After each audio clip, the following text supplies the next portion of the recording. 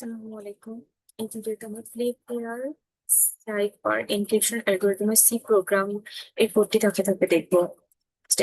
এখানে আমাদের যে ফুল কোডটা দেওয়া আছে যে এখানে ফার্স্টে দুইটি হেডার সংযুক্ত করা হয়েছে, যেমন studio.h ব্যবহার করা হয়েছে printf এবং scanf ফাংশনের জন্য, এবং string.h স্ট্রিং সম্পর্কিত কাজের জন্য যুক্ত করা হয়েছে। এরপর একটি 5x5 ম্যাট্রিক্স ম্যাট্রিক্স ঘোষণা করা হয়েছে, যে এর মধ্যে 5x5 একটা ম্যাট্রিক্স ঘোষণা করা হয়েছে। আহ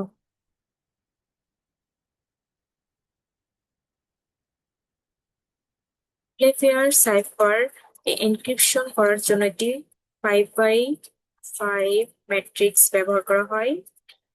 এই ম্যাট্রিক্স এর প্রতিটি ঘরে একটি করে ইংলিশ লেটার থাকে। যেহেতু মোট 26টি লেটার রয়েছে, তাই সাধারণত আই এবং জে কে একই ঘরে একই অক্ষর হিসেবে রাখা হয়। ফলে ম্যাট্রিক্সে মোট 25টির অক্ষর রাখা যায়। এরপর ফাইন্ড পজিশন নামে একটি ফাংশন তৈরি করা হয়েছে। এই ফাংশনের কাজ হলো ম্যাট্রিক্সের মধ্যে কোনো অক্ষর কোন রো এবং কোন কলামে আছে তা খুঁজে বের করা হয়।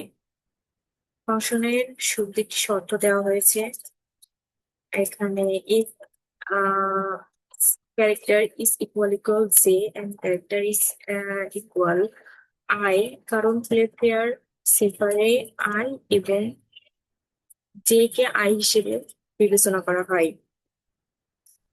এরপর দুটি নেস্টেড লুপ এখানে ব্যবহার করা হয়েছে।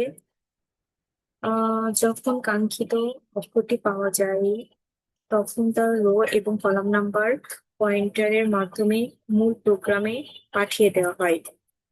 প্রোগ্রামের মূল অংশ মেইন ফাংশন, এখান থেকে প্রতিটি সি প্রোগ্রাম আর শুরু হয়। মেইন ফাংশনের পর তিনটি ভেরিয়েবল ডিক্লারেশন করা হয়েছে। ক্যারেক্টার প্লেইং, যেখানে ভ্যালু রাখা হয়েছে 600, এবং ক্যারেক্টার সিফার, যেখানে ভ্যালু রাখা হয়েছে 600, এবং ইন্টিজার আই।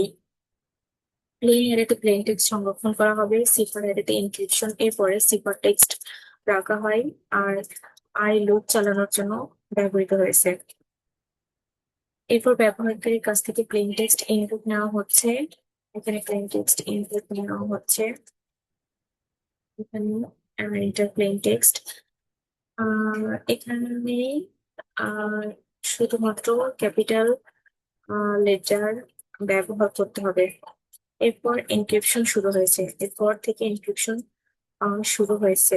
এরপর একটা ফর লুপ ব্যবহার করা হয়েছে। প্লেজার সিগন্যাল এর দুটি অক্ষরকে একসঙ্গে একটি পেয়ার বা ডাইগ্রাফ হিসেবে নেওয়া হয়, তাই লুপ প্রতিবার দুই ধাপ করে এগোয়। এই প্রতিটি পেয়ার এর অবস্থান ম্যাট্রিক্স বের করা হয়, যে এখানে ফাইন্ড পজিশন দিয়ে প্রতিটি পেয়ারের অবস্থান বের করা হয়। এখন প্লেফেয়ার সিফারের তিনটি নিয়ম অনুসারে এনক্রিপশন করা হয়। প্রথম নিয়ম, যদি দুটি অক্ষর একই রোতে থাকে, if r1 is equal to r2, তাহলে উভয় অক্ষরের ডান পাশের অক্ষর নেওয়া হয়। যদি ডান পাশে আর কোনো ঘর না থাকে, তাহলে রো এর প্রথম ঘরে ফিরে আসে। দ্বিতীয় নিয়মটি হচ্ছে, যেটা এই চিত্রে দেখানো হয়েছে, যদি দুটি অক্ষর একই কলামে থাকে, যে else if c1 equal to c2, তাহলে উভয় অক্ষরের নিচের অক্ষর নেওয়া হয়। যদি নিচে আর কোনো ঘর না থাকে, তাহলে কলামের প্রথম ঘরে ফিরে যাওয়া হয়। তৃতীয় নিয়মটি হচ্ছে, যদি দুটি অক্ষর ভিন্ন রো এবং ভিন্ন কলামে থাকে, তাহলে আহ তাহলে আয়তক্ষেত্র কল্পনা করা হয়। প্রথম অক্ষর তার নিজের রো